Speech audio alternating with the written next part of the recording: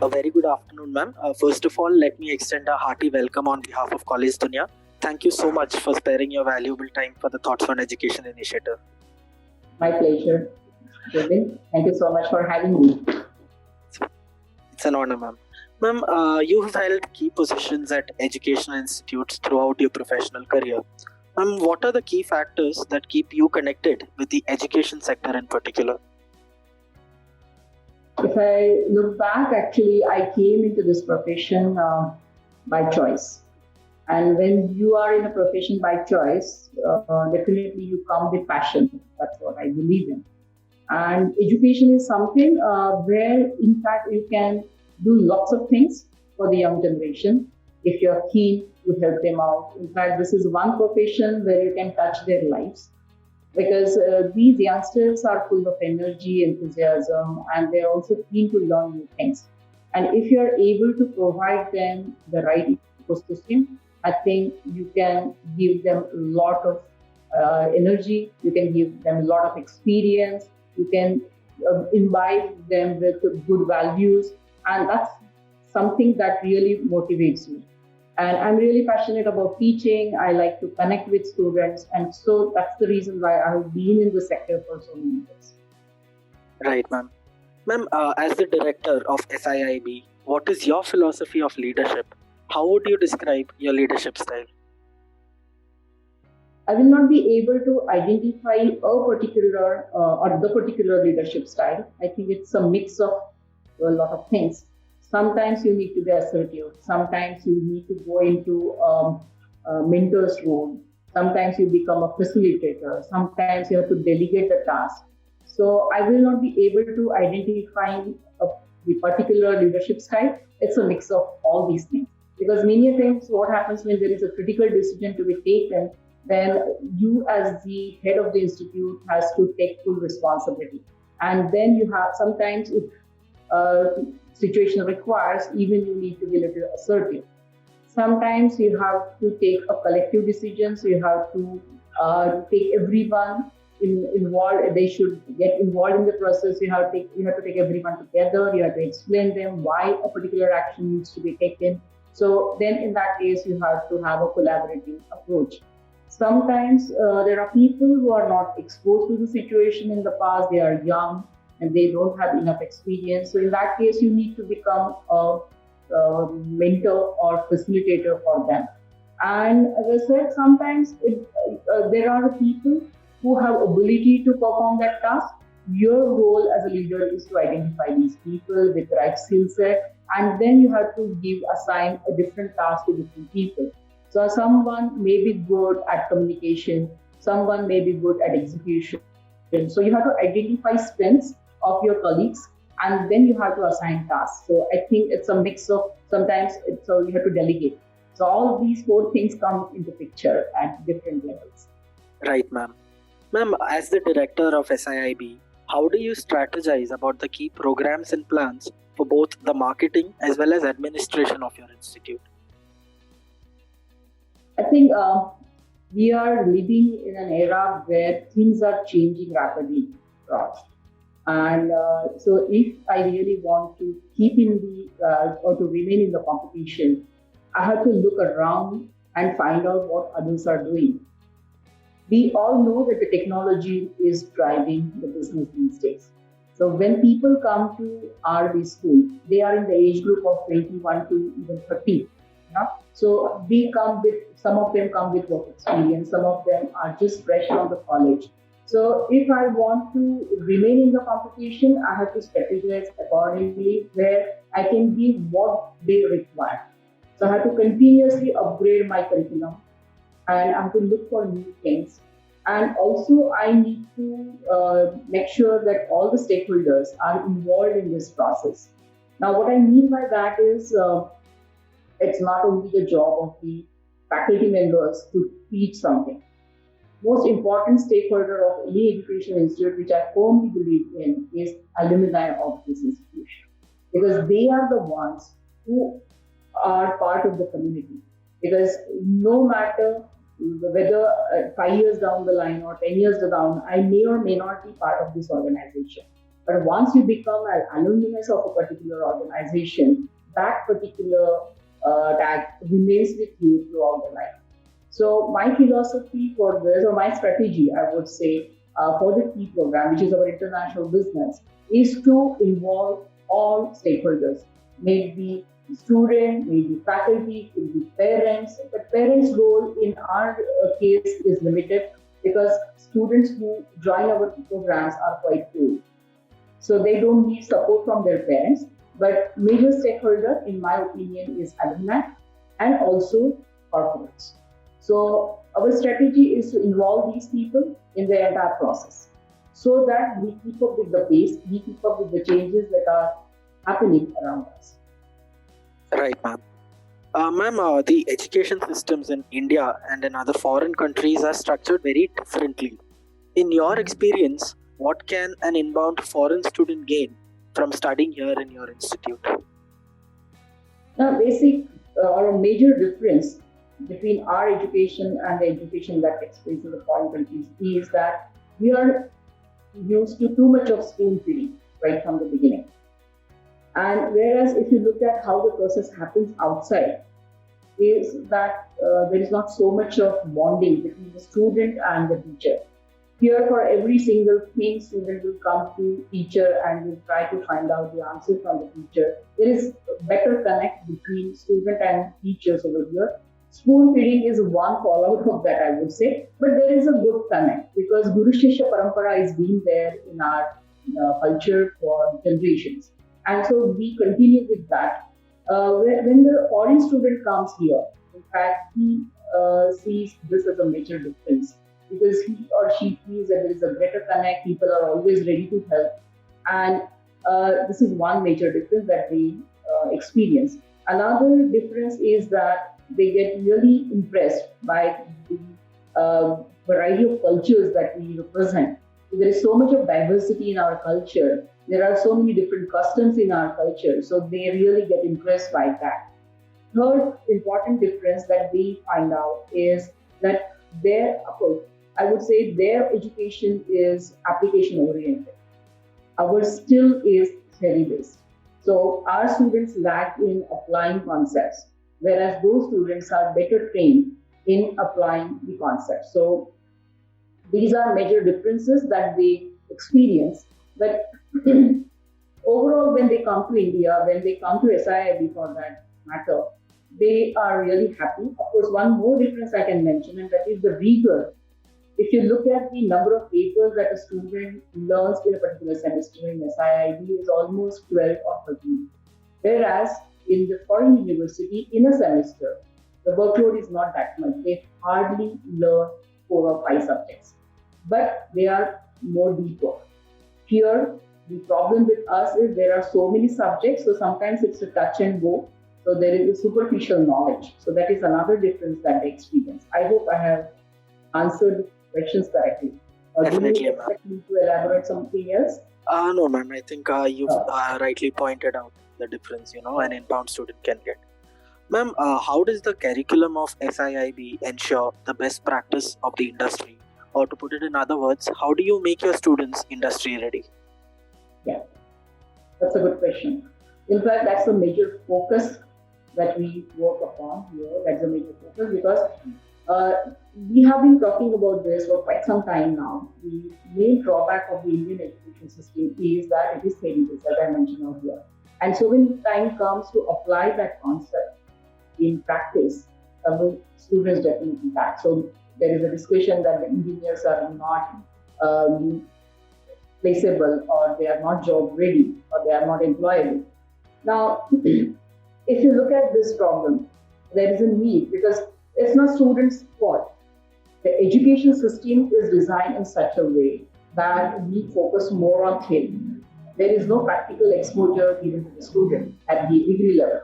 There are very few courses, I would say, for engineering where it is called a sandwich course. There are some courses which are run by institutes in Maharashtra that they give sandwich course. Now, what happens in sandwich course typically is student gets exposed to industry. So in the third year and in the fourth year of their B program or BTech program, student has to spend one full semester in the industry as an apprentice, or not apprentice, but as an intern. In that scenario, student gets to know what is lacking in. And that doesn't happen everywhere. And that's the problem, because when student comes to SIIB, he's a graduate or she's a graduate student. So they've already gone through the graduation program. So this is not the time to change their style. But what we do is, to overcome this lack of experience or exposure, we do lots of things. Number one, we invite number of professionals to interact with the students. Every week, every Saturday, there are 6 or 7 workshops going on. We have 3 programs. And for first, our flagship program, which is an international business program, we have 4 specializations. Apart from that, we have agribusiness and emerging environment program. So we have 6 specializations, so to say.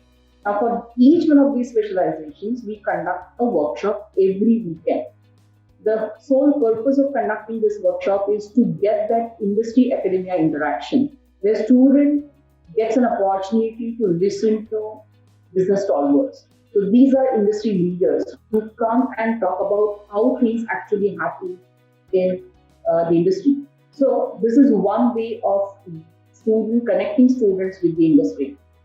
Number 2, we encourage every student to go for live projects. So they, of course, as a part of the curriculum, every student completes 8 to 10 weeks of internship program, that is summer internship program. But apart from that, we encourage every single student to take up a live project. Now, the duration of this live project can be from 2 weeks to even 3-4 months. If it's in virtual, it can be longer than 2 weeks. If it is in physical mode, it can be maximum 2 weeks. So this is additional exposure that we give to students. Many students get live projects opportunities through campus. So this is something that we definitely make happen, because we feel that only summer internship program, because what happens is when student gets placed for summer internship, the project is fixed. But if the student has interest in some other field, we encourage that student to go for a live project in that different field of his choice, so that he gets more and more exposure. Because what is important in the entire process is not the theory, but it is, of course, conceptual learning is the key. But once the concept is clear, students need to get as many opportunities as possible to apply that knowledge or that concept. So we try and get these workshops done, we send them for live projects. We conduct a number of events where literally business stalwarts come and interact with students. Every year we conduct almost 12 to 13 events, and all these events are driven completely by students. So while organizing these events also, they get a lot of knowledge and they get an opportunity to interact with these business leaders. So I think we try, and another important feature of our program is we invite a lot of alumni. As I said, I strongly believe in one thing, that alumni is the backbone of any organization, any educational organization. And alumni very enthusiastically take the ownership of this process, because when they come and interact with students, there is a direct connect, because they come from the same community. So there is a instantaneous bonding between the alum and the current students. So when alum says something, they accept it wholeheartedly. And so this is the experience that we started in the last 4-5 years, and it has been very successful. In a year, at least 50 to 60 alumni come and interact with students. And they play different roles, in fact. They come as a tutor, where they teach or they conduct workshop or teach a particular course. They are integral part of our admission process. They are also part of the evaluation process. So we try and get them to interact and to get them involved in the entire process. So this is how we try to connect with them, because these alumni are from industry. Some of them have become entrepreneurs. Right, ma'am. Ma'am, what is your opinion on the new education policy introduced in 2020, and how do you think it will benefit the students to become corporate ready? See, the basic change that they have brought in is that they want to focus on recognizing, identifying, and fostering unique capabilities of every student, which is very good and quite progressive, I feel. Here, the basic change that we are expecting is 10 plus 2 format is going to be transformed into 5 plus 3 plus 3 plus 4. Now, so they have divided the entire process into 4 parts, where you first have the fundamental foundation part, where the age group is from 3 to 8 years, then you have preparatory stage from 8 to 11 years, then middle stage from 11 to 14 years, and then the secondary from 14 to 19. So I think it will be a radical change. The reason being that, of course, on paper at least it looks like that, and they are focusing more on local language because as a human being, we are always comfortable to talk and express ourselves in our local language or in our mother tongue, and they're encouraging that to happen. There's nothing wrong because if you look into the European countries, they are so particular and they are so proud of their mother tongue. So they do business in their mother tongue. So why not? And so that is a big change that government is trying to bring in to this policy, I suppose. The another facet which I like was they are trying to get a holistic development of students by empowering them to go for multidisciplinary and multidisciplinary and holistic education. Also, they are encouraging students to work on their creativity and critical thinking, which is important because, as I said earlier, our students are good in theory, but they are not able to apply it in practice. Unless and until we create an ecosystem where we make that ecosystem conducive for people to think, we won't be able to achieve what we want. Now, so through this NEP, I think there is enough scope to do this. Also, they're thinking of academic bank of credit, which is a very good thing, in my opinion. So if I'm staying in a remote area and till the time I'm ready to go out, I can earn credits from my local university. And then I can go to a better university, which may not be in my region. So I can move out and I can earn more credits from other university. And all these credits will be recognized. That's a very good concept, I think. So there are lots of good things. Time only will tell us how this will be implemented. And it will take a lot of time for us to realize and experience the change, I suppose. Right, ma'am. Ma'am, what would be that one thing that you would like people to know about SIIB that they might not know already? In SIIB, my philosophy is that we want to create a professional who has a good value system. We want to create better citizens for this country. Because every B school's purpose is to educate the students and give knowledge. But apart from that, I think if you are able to develop a good human being who possesses good values, I think that's what we focus on. So if you look at our alumni, they all are doing exceedingly well, not only in their professional life, but also in personal life. And I think in life, it is important to be a good human being. I think I give maximum priority to that. And if you're good, your actions are good. And then you get awarded for your actions. So it's a natural process. So if you do good for others, if you help others, then God will make sure that you get something in return. May not be from that person, from somebody else. So we in SIIB believe in one thing, that we will create individuals who are conscious about others, they are good human beings, and they possess good values.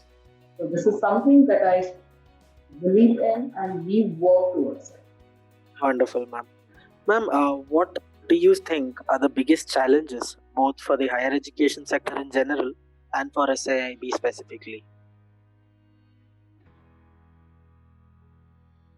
If you ask me the challenges, there are various types of challenges. Now, whether we should look at them as challenges or some of the difficulties on our way forward, I look at it like that. I don't look at it as challenge, but maybe going forward, because students' demands and expectations are growing day by day. So sometimes it becomes difficult to keep up with their demands. And there are so many business phones coming up every day. So some of them do not survive, we know. But the fact is that some people are in the public domain, those who may not have good quality, but they use money and they use social media and other stuff to impress others. So if I want to stay in the competition, if I want to survive in this ever growing competition, then I have to keep myself up to date with the changing environment. So that is the greatest challenge, I suppose, for any institute and even for SIIB. So to elaborate on this point, I only say that technology is driving business these days. So we know whatever the curriculum was there, say maybe 5 years ago, will not remain relevant next year. So every now and then we have to keep looking for changes that are happening in the industry, and accordingly we have to change our syllabus. So that is most important thing, and we are doing it at SIIB. So as I said, now technology like IoT, your robotics, your cloud computing, so many things, machine learning, all these things are driving the business. So in fact, last year we conducted a series of seminars where the theme was future of work. Now, why did we conduct that? Because we realized that the skill set which is required for future managers, they are undergoing sea change. So whatever I'm teaching them, will that be enough for them to survive? So I have to create or I have to facilitate an interaction between students and the industry leaders, where industry leaders will tell them what is required now and what will be requirement in the future. Because some of the skill sets may become obsolete going forward. So we have to undergo this change. We have to bring in those changes in our curriculum, and that is the greatest. If people are not able to do that, then that particular organization or that particular education institute will not survive, because you will not be able to produce industry-ready professionals. So that, I think, is the biggest challenge. Right, ma'am.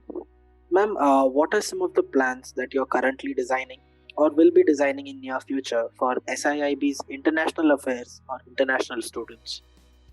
As I said, things are changing so rapidly.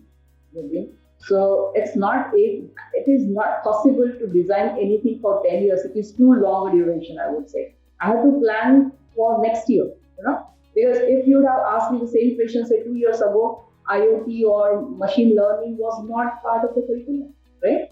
It was not driving the business the way it is driving now. So, as I said, my plan is to get myself ready with the industry changes that are taking place around and change the curriculum accordingly. And of course, in order to increase the interaction between the academia and the industry, we are trying to get more and more people involved in the process, where every single student will get not only one live project but may get multiple live projects, so that it will be a good blend of academic inputs and industry exposure. So that is our first priority going forward. There is also another challenge which we are facing, is that whatever curriculum we have designed now, going forward 6 months down the line, there could be a need to add some more elements to that curriculum. Now, in that case, we have to identify people, because sometimes skill set is required, but it is very difficult to get a resource person to teach that. So that is another challenge. So what we do is we identify our alumni who are good in that skill set, and we ask them to come back to their school and teach this or impart this knowledge to the current batch of students. So this is another thing that we are working on. So basically, we have to change ourselves as per the need, so that we are able to produce industry-ready professionals throughout. Right. So that would be the strategy. Yeah. Right, ma'am. Ma'am, before we wind up this interview, would there be any suggestions or any piece of advice that you would like to give to the current youth and to the aspiring students?